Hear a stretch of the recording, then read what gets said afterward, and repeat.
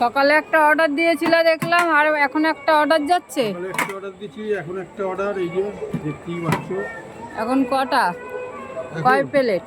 এখন 100। 100। গেছে 100। এটা কত যাচ্ছে? এটা আজকে অবধি আছে 50। চিকেনের পিস দেখেছো? দেখো চিকেনের পিসগুলো ভরে দেবো। 50 টাকা।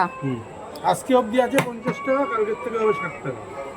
কালকে থেকে 60 টাকা হওয়ার কারণ? কালকের থেকে 60 টাকার হওয়ার কারণ হচ্ছে চিকেনের সাইজ একটু বড় হবে। তারপরে এখন যে চিকেনের দাম বেড়েছে, তাতে একটু দাম না বাড়ালে হবে না, কারণ আমি তো আবার ওই ভাগাড়ের মাল খাওয়াতে পারি না। আমি যা খাওয়াই ভালো, একদম সলিড মাল। কেউ যদি মনে করে যে দাদা বিল দেখবো, বিলও দেখা দিতে পারি, কোনো ব্যাপার নেই।